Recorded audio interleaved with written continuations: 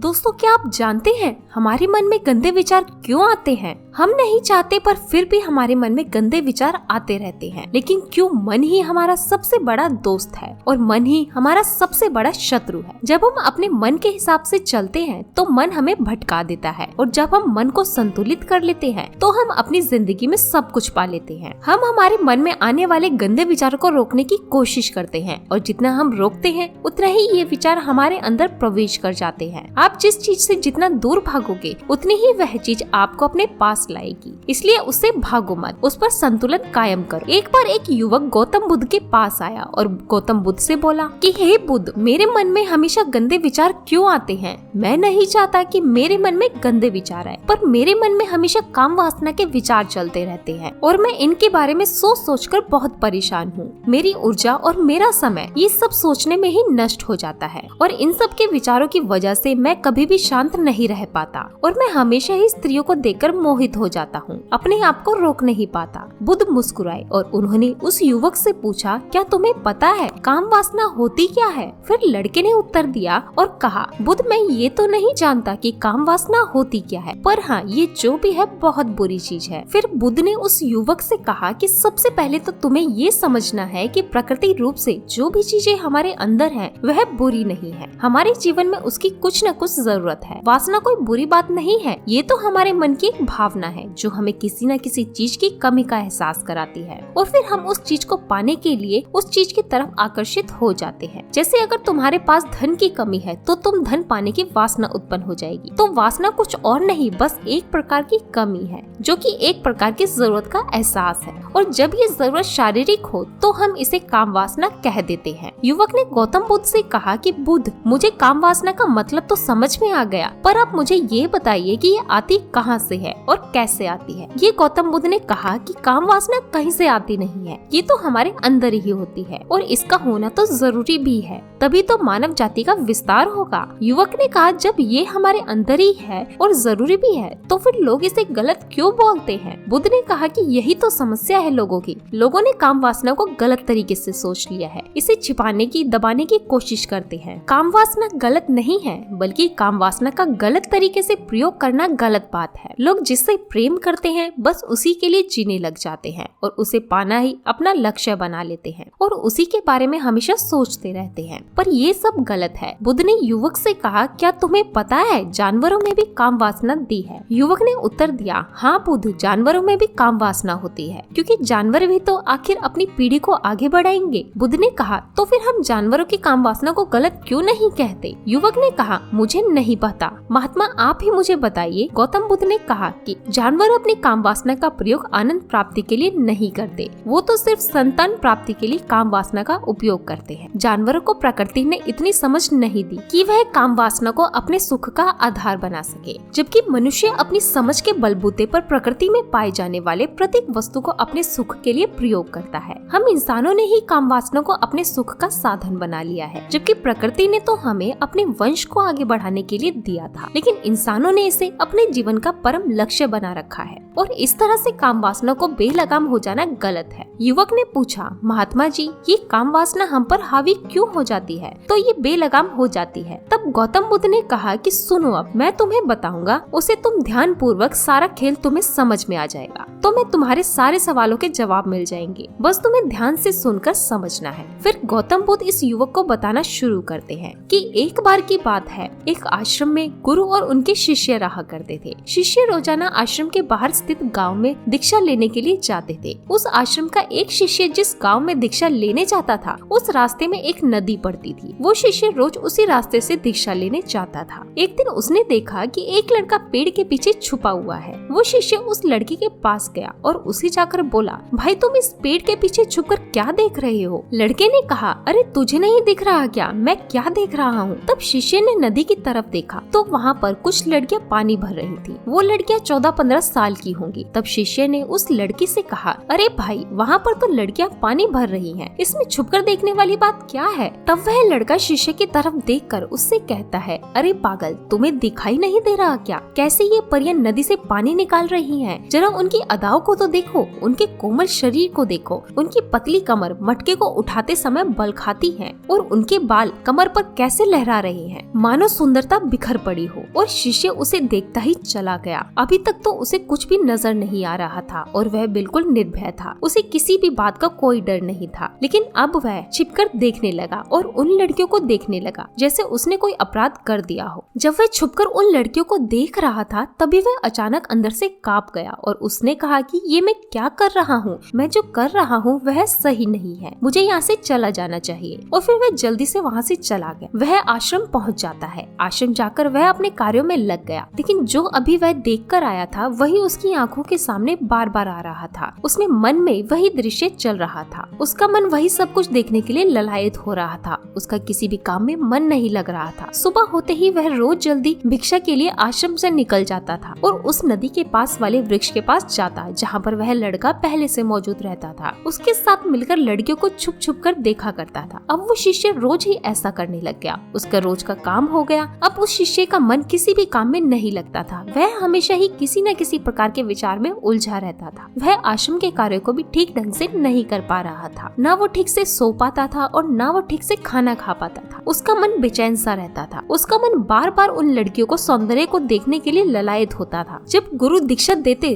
तब भी उस शिष्य का मन कहीं और विचारों में खोया रहता। गुरु ने अपने शिष्य की हरकतों को भाप लिया था और एक दिन गुरु ने शिष्य को अपने पास बुलाया और कहा कि आज से मैं भी तुम्हारे साथ दीक्षा मांगने चलूंगा। तुम और मैं साथ साथ दीक्षा मांगने चलेंगे। तभी शिष्य ने गुरु को मना करते हुए बोला, नहीं गुरुदेव, आप परेशान क्यों हो रहे हैं? मैं अकेला ही ठीक हूँ। गुरु ने शिष्य से कहा कि ठीक है, तुम अकेले ही दीक्षा मांगने जाओ। शिष्य तुरंत वहाँ से दीक्षा मांगने के लिए निकल गया। शिष्य के जाने के बाद गुरुजी आश्रम से निकल गए और शिष्य का पीछा करने लगे कि वह कहाँ जाता है, किससे मिलता है। ये सब देखने के लिए उसके पीछे पीछे चलने लगे। थोड़ी दूर जाने के बाद उन्होंने देखा कि उनका शिष्य एक लड़के के साथ एक पेड़ के पीछे अपराधी की तरह छुपा हुआ है और छिपकर कुछ देख रहा था। गुरु भी अपने शिष्य के पीछे जाकर खड़े हो गए कि आखिर उनका शिष्य ऐसा क्या देख रहा है जिसे देखने के लिए वह पेड़ के पीछे अपराधियों की तरह छुपा पड़ा है। गुरु ने देखा कि उनका शिष्य पेड़ के पीछे छुपकर लड़कियों को देख रहा था जो कि नदी से पानी भर रही थी। तभी गुरु ने शिष्य को कहा कि शिष्य, क्या तुम इन लड़कियों से भी दीक्षा लोगे? अपने गुरु की आवाज सुनकर वह घबरा गया और उसके पसीने छूटने लगे। वह थर-थर कांपने लगा जैसे किसी चोर को चोरी करते समय रंगे हाथों पकड़ लिया हो। उस शिष्य की हालत खराब हो गई। वह कुछ भी नहीं बोल पा रहा था। दूसरा लड़का जो शिष्य के साथ था वो वहाँ से भाग गया। शिष्य घबराया हुआ था। उसके मुंह से कुछ टूटे फूटे शब्द निकल रहे थे। वह अपने गुरु से भी नजरें नहीं मिला पा रहा था। गुरु ने शिष्य की तरफ देखा और कहा कि मेरे शिष्य तो निर्भय थे, उसे तो किसी भी चीज का डर नहीं था, लेकिन ये क्या, तुम तो डर के मारे कांप रहे हो। शिष्य ने गुरु से कहा कि मुझे माफ कर दो गुरुदेव, मेरा इसमें कोई दोष नहीं है। मुझे उस लड़के ने बहका दिया था, लेकिन आपसे मैं वादा करता हूँ कि आज के बाद मैं ऐसा कभी दोबारा नहीं करूँगा। मुझे माफ कर दो। गुरु ने शिष्य से कहा कि कोई बात नहीं, पर इस बात का तुम ध्यान रखना कि हम जैसी संगति करते हैं वैसा ही फल हमें प्राप्त होता है। हम जैसी संगति करते हैं उसके विचार हमारे अंदर प्रवेश करते हैं, इसलिए अच्छी संगति करो जिससे तुम्हारे अंदर अच्छे विचारों का प्रवेश हो। फिर गुरु और शिष्य आश्रम लौट गए और फिर आश्रम के कार्य पर ध्यान देने लगा। उसने उस रास्ते को छोड़ दिया और दूसरे रास्ते से जाने लगा। वह अपने काम को ध्यान से करता, लेकिन धीरे धीरे उसके अंदर क्रोध उत्पन्न हो गया। वह फिर दूसरे शिष्यों पर क्रोध करने लगा। वह बेचैन रहने लगा, समय पर भोजन भी नहीं करता था। वो भोजन भी बहुत कम खाता था। एक रात गुरु शिष्य के पास आए और उसे बोले कि अब तक तुमने कितनी बार अपना वादा तोड़ दिया। ये सुनकर शिष्य अपने गुरु के चरणों में गिर गया और रोने लगा। रोते रोते ही उसने गुरु से कहा कि गुरुदेव, मैं कई बार अपना वादा तोड़ चुका हूँ, फिर वादा कर लेता हूँ, लेकिन हर बार वादा तोड़ देता हूँ। मेरा मन मेरे नियंत्रण में नहीं है। मैं बहुत कोशिश करता हूँ कि मैं अपने मन से सारे विचारों को निकाल दूं, लेकिन मैं चाहकर भी ऐसा नहीं कर पा रहा हूँ। फिर गुरु ने शिष्य को कहा कि चलो मेरे साथ। गुरु शिष्य को आश्रम के बगीचे में लेकर गए और शिष्य से कहा कि देखो, यहाँ पर कुछ नालियाँ बनी हुई हैं जिससे नदी का पानी पानी इन पौधों तक आ रहा है और यह पानी एक निरंतर भाव से आ रहा है। क्या तुम इस पानी के बहाव को रोक सकते हो? शिष्य ने कहा कि हाँ गुरुदेव, मैं इस बहाव को रोक सकता हूँ। फिर शिष्य ने मिट्टी उठाकर उस नाली में डाल दी।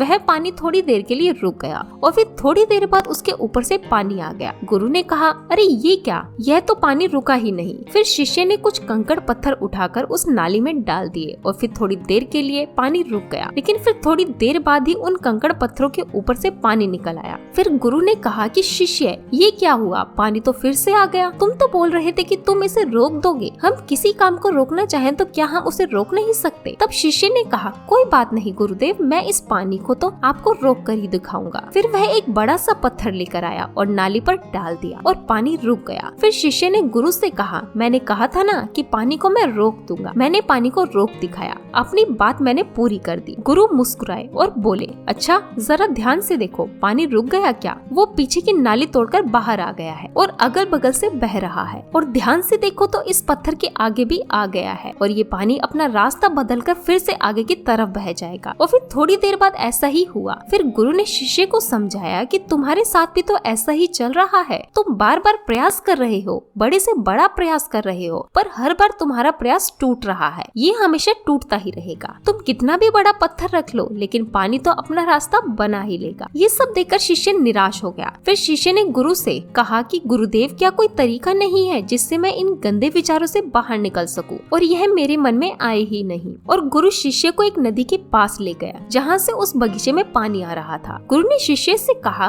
वह पानी इस नदी से जा रहा है। अगर हम यहीं से उस रास्ते को बंद कर दे जहाँ से पानी बगीचे में जा रहा है, तब क्या हम पानी को रोक नहीं सकते? शिष्य ने कहा कि हाँ गुरुदेव, अवश्य ऐसा हो सकता है। मैं इस पानी को यहीं से बंद कर देता हूँ, तब आगे के नाली में पानी जाएगा ही नहीं और फिर बगीचे में पानी जाएगा ही नहीं। फिर शिष्य ने नदी से जाने वाले रास्ते को बहुत मेहनत करके पत्थरों मिट्टी डाल डाल कर बंद कर दिया और गुरु से कहा कि गुरुदेव, मैंने पानी को बंद कर दिया है, अब यह पानी बगीचे में जाएगा ही नहीं। तब गुरु ने कहा कि शिष्य, अगर पानी बगीचे में जाएगा ही नहीं तो पेड़ पौधों को पानी कहाँ से मिलेगा? उन पेड़ पौधों को तो पानी की आवश्यकता है और उन पेड़ पौधों में से कुछ पेड़ पौधे तो ऐसे हैं जिनको रोज पानी की आवश्यकता है। बिना पानी के तो वो मुरझा जाएंगे, उनका क्या होगा? पानी तो हमें खोलना ही होगा। शिष्य ने गुरु की बात सुनकर वापस नदी से जाने वाले पानी का रास्ता खोल दिया। तब गुरु ने शिष्य से पूछा, शिष्य, अगर हम इस नदी के पूरे पानी को बगीचे की तरफ मोड़ दे तो क्या होगा? तब शिष्य ने जवाब दिया कि गुरुदेव, वहाँ पर जितने भी पेड़ पौधे हैं वो नष्ट हो जाएंगे, वहाँ पर कुछ भी नहीं बचेगा। गुरु मुस्कुराए और बोले, तुम इस बात को समझो कि हमें किसी भी चीज को रोकना नहीं है, बस हमें हमेशा संतुलन बनाए रखना है। कम पानी से भी पौधे नष्ट होते हैं और ज्यादा पानी से भी पौधे नष्ट होते हैं। हमारा जीवन संतुलन से ही चलता है। गुरु ने शिष्य से कहा कि अगर मैं तुम्हें कुछ कहूँ कि तुम आम के बारे में मत सोचो, तो तुम्हारे मन में सबसे पहले किसका चित्र आएगा? शिष्य ने कहा कि गुरुदेव, मेरे मन में तो पहला चित्र आम का ही आएगा। गुरु ने कहा, जब हम गंदे विचार को जबरदस्ती रोकने का प्रयास करते हैं और मजबूती के साथ हमारे अंदर प्रवेश करते हैं, हमारे अंदर उठते हैं, इसलिए हमें उन्हें कभी भी दबाने की कोशिश नहीं करनी चाहिए। फिर गुरु ने शिष्य को समझाते हुए कहा कि हमारे गंदे विचार बुरे लोगों की संगति करने की वजह से भी आते हैं। कई बार क्या होता है कि कामुकता हमारे अंदर होती नहीं है, लेकिन कुछ अश्लील लोगों के साथ रहने की वजह से ये हमारे अंदर हावी हो जाती है। और फिर शिष्य ने कहा कि गुरुदेव, आप सही कह रहे हैं, मैं अपने मार्ग से भटक गया था। और फिर वह शिष्य उस रात बहुत ही चैन की नींद सो सुबह अपने कार्यों में पूरे मन से लग गया और फिर सुबह वह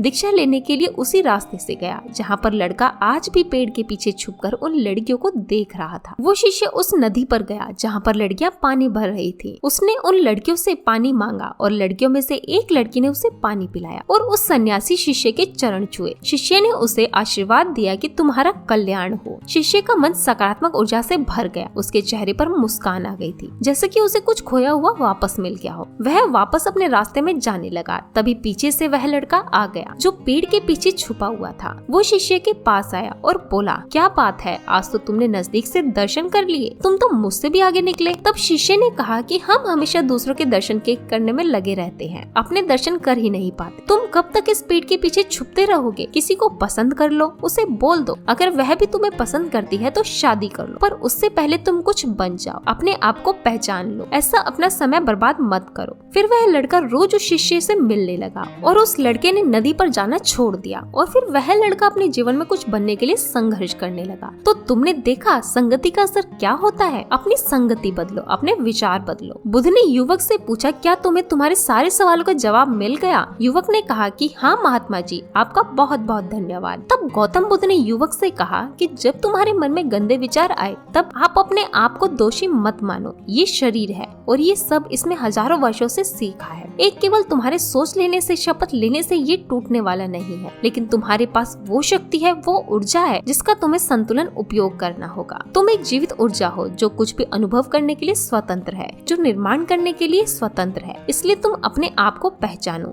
ये बोलकर गौतम बुद्ध मौन हो गए और वह युवक वहाँ से चला गया। तो दोस्तों, आपको वीडियो कैसी लगी हमें लाइक और कमेंट करके जरूर बताएं।